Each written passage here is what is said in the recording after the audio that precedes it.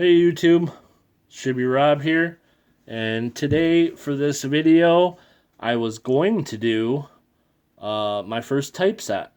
I was pretty excited about it. I was at my LCS today, and the guy had said, "Have you done a typeset, or are you working on one, or anything like that?" And I said, "No, I hadn't gotten a book yet. I was interested in getting one of those Dansko 7070s." But they are pretty expensive, and I hadn't seen any around locally. So it was just one of the things that I hadn't really gotten around to yet. And the owner said, "Well, I may have a used one in the back." And I said, "All right, well, that sounds awesome." And so he went in the back, and he came back out a little bit later, and he had this Whitman. It's a Whitman Classic. And I peeked through it real quick, and it's a little bit different, a little bit easier, I think, to complete the set probably than the Dansko. But it looked like it was pretty nice, and it was, I had quite a few coins that would fit in it, and it's kind of something up my alley. And he gave me a good price on it, so I said, "Why not?"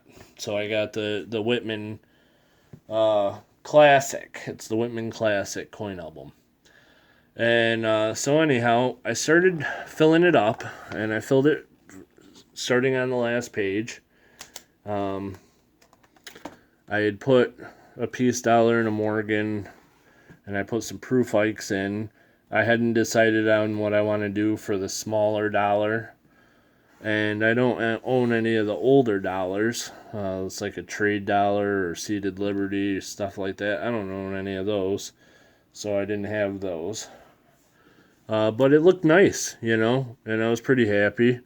And so then I had done the second page here, and I had done, the Walk in Liberty. It was a 1964 Kennedy, Ben Franklin, and Bicentennial. I put a proof in, and I had the Barber $50 and the Seated Liberty $50.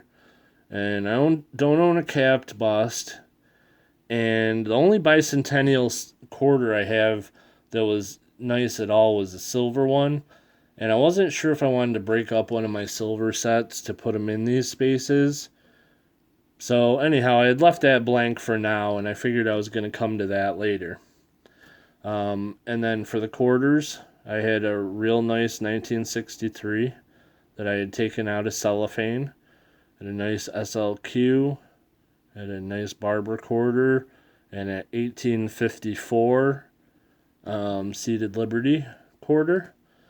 I don't own a capped bust quarter. I think that's what that would be, 1796 to 1838. And I don't own a 20-cent piece. But they were kind of things to look forward to. And I knew, eventually those were the types of coins that I will like to get sooner or later. Probably later, but it is what it is. So anyhow, then I got to the next page, and this is where the disappointment came. I had some pennies, all but a half cent, but I had a large cent. It's a 1845. It's a pretty decent one. Put in a Flying Eagle penny, a real nice Indian. I put an '09 VDB in for the wheat penny, a steel cent. And then the 1959 to present or whatever, I just put a 1959 in because I happen to have a real nice one. The 2-cent piece, the 3-cent silver, the only one I have is real junky, but I put it in there for now. There's a 3-cent nickel. I had a really nice one. And then we have where the problem started with this album. The first problem is, this is my Seated Liberty half dime, and it is a little bit too small for the hole, so it moves around in there. So if I put it this way, it falls down to the bottom, and if I put it this way, it falls down to the bottom of that, so it moves around in there a little bit. It's not snug, and I did not like that. And then I had the same problem down here with the capped bust dime. And, these are coins that are worth a little bit of money, and I don't like them moving around like that. everything else is nice, snug, fits perfectly. This is a Seated Liberty dime. I put in a nice one, a nice Barber, a nice Merc. I put in this Rosie that has a real nice toning around the edge. And I thought that would be a nice one. For the, Jefferson nickel, I put in a beautiful war nickel. Really nice. I think it's got full steps. It's a gorgeous nickel. Put in a really nice 37 Indian. And then I got to the second problem. And the second problem is I had this really nice 1899 V-nickel that I was going to put in there. And it's too big for the spot. So I said, well, maybe I just happen to have a V-nickel that's a little bit bigger than normal. So I picked out another nice one. I found this 1902 that was in pretty good shape. And I went to put that in there, and it's too big. And I said, oh, well, that stinks. And, I really wasn't sure what that was all about. So then the only other thing I could think to do was I found my most worn V-nickel that at least still had a date on it, which is this one, which is, half slick, but it has a date on it. And I thought the radius might be a little bit smaller, so it might fit in there. And even that's too big. Will not fit in the hole.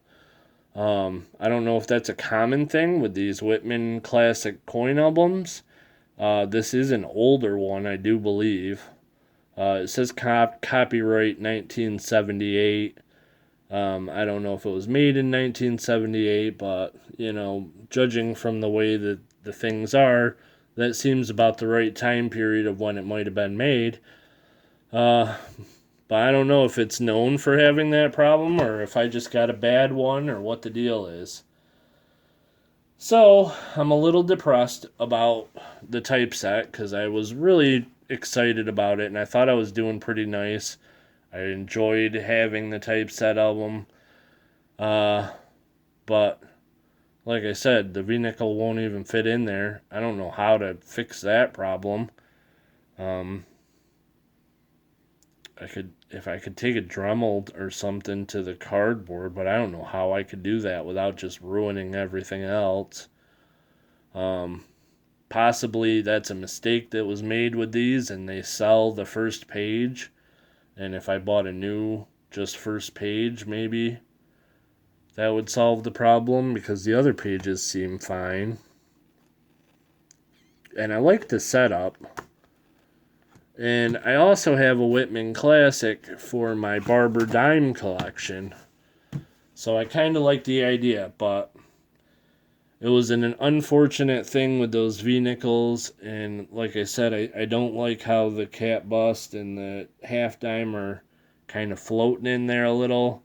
So they're going to come out and go back into Mylar flips.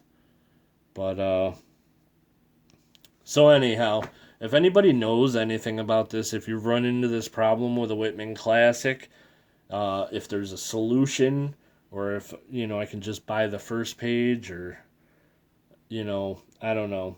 Or maybe, in your opinion, I should just go out and spend the money and get a Dansko, which is kind of where I'm leaning. I have a lot of things that I want to spend money on, and I wasn't planning on getting the Dansko right away, but maybe I'm going to have to. I don't know. So anyhow, let me know in the comments what you guys think. If you have any advice, I don't know. That's my experience, my first experience with a US typeset. So there you go. Hopefully it'll get better. We'll figure this thing out. But thank you guys for watching. If you enjoyed my content at all, please like and subscribe. I could definitely use some more subscribers. Ring the bell if you'd like notifications. I do live streams once or twice a week. And if you have the bell on, you will be notified so you can pop into the live streams and say hello. I think that's it for today, guys. Thank you so much. And like I said, please leave me comments. Let me know what you guys think. what's the best solution, what's the best way to go. And thanks for watching. Thanks, guys.